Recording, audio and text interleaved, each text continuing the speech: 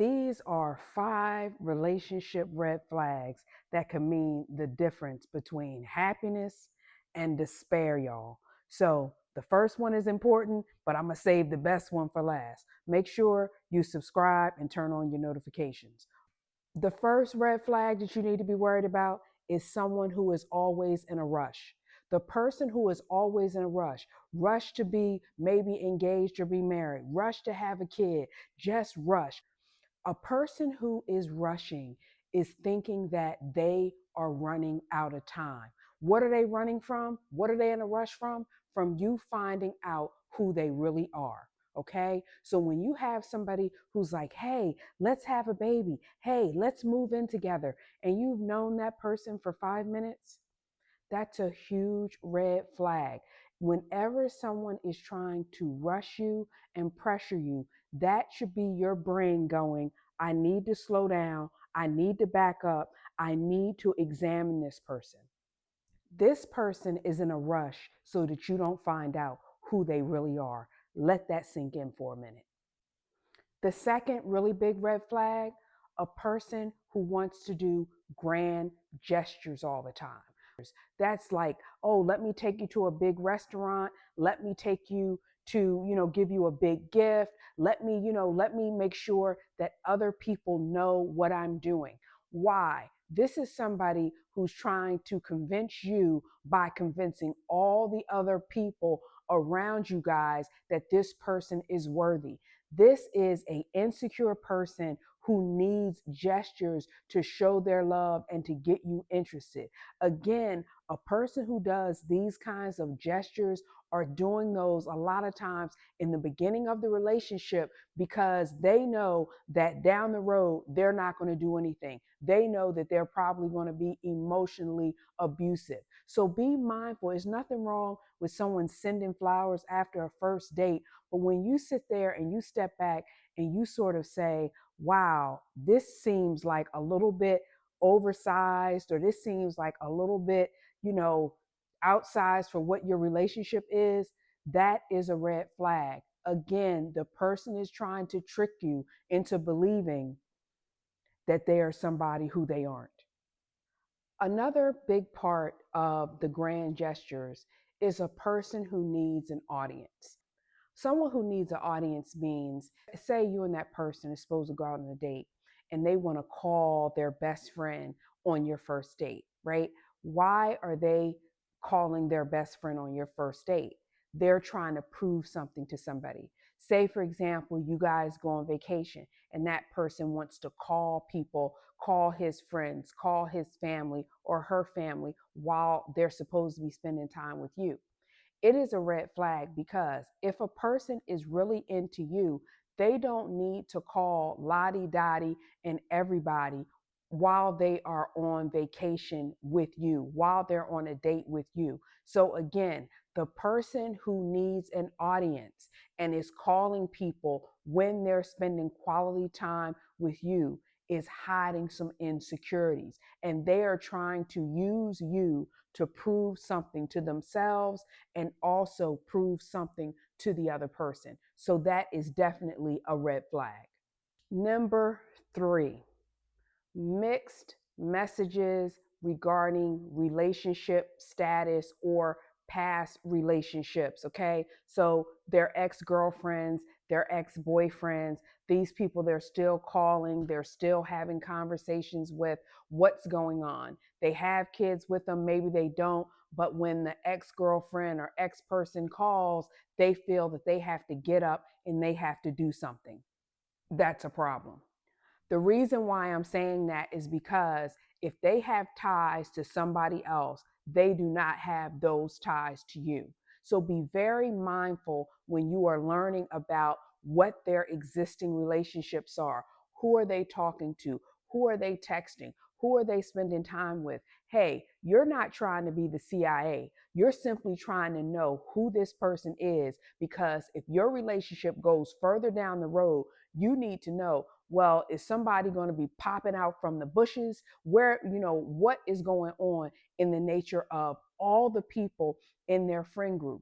And it's very important for you to do your research, do your investigation, do your detective work, and find out what are these relationships really like. It's going to be up to you. The other aspect about mixed messages is someone saying one thing one day and one thing the other day. I put this under the heading of mixed messages because you can have mixed messages about people and then you can just have mixed messages, period. So, say, for example, somebody says to you, I'm going to the car dealership on Monday. And then when you go and you ask them about what they did, they tell you that they were at the hospital. It doesn't really matter if they were at the car dealership or the hospital. What matters is they lied and they're clearly hiding something. And so a lot of times in relationships, we really dismiss, oh, maybe they got that confused. Oh, maybe they don't know. If these people are not dealing with dementia, Alzheimer's, or some type of memory problem, they should not have issues with not knowing what they told you on Monday and what they're telling you on Wednesday. When you let somebody tell you two different things and give you mixed messages, you are basically co-signing them lying to you. And that's a problem. Always trust your gut and follow the truth. If somebody is having an issue with something, you would rather know the truth. If somebody is embarrassed about something and can't tell you, that's a problem because you don't know what they're dealing with. And that brings me back to the person who's hopping out of the bushes. You don't know what you're dealing with, which means you could potentially be in danger, which is why mixed messages is a big red flag.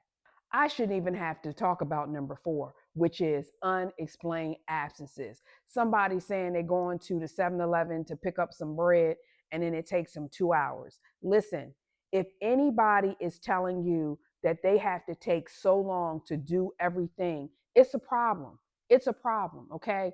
If they're telling you they have to work in the studio late all the time, it's a problem. The unexplained absences is a real problem because when someone is telling you, hey, I got to go to the store and it's going to take them 15 minutes and it takes them an hour and a half, if they're saying they're working late every single day or whatever and they're not at home, this tells me that something else is going on. And you have to do what you have to do to protect yourself and find out what is really going on.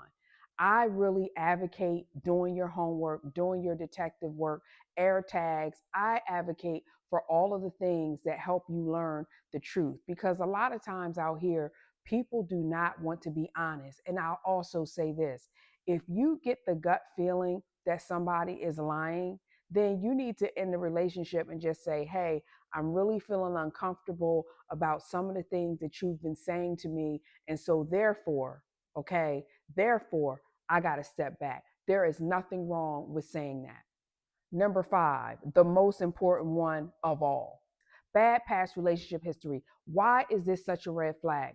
This is such a huge red flag because it's not the fact that your partner, girlfriend, spouse, whomever had past relationships. That's not the bad part. The bad part is how did they end? What happened in the relationship that made them end?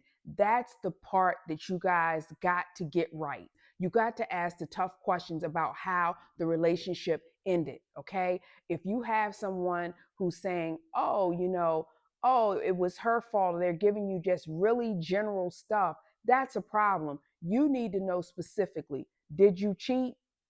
Did such and such happen? Just tell me the truth because I want to know so that we can avoid similar pitfalls. A lot of times in relationships, people do not tell you honestly how the other relationships ended because they don't want you to judge them and they don't want to fall victim to somebody basically shunning them for what they did in the past. But I say again, ladies and gents, put on your detective cap and your detective badge because we need to go in and learn why these folks broke up. Ask them the question and don't fill in the blank for them. Meaning, don't say, oh, well, why did y'all break up? Did y'all just fall out of love? Don't do that. Ask the question, well, what happened? Whose fault would you say it was? Be specific. Man, how long did you feel that way?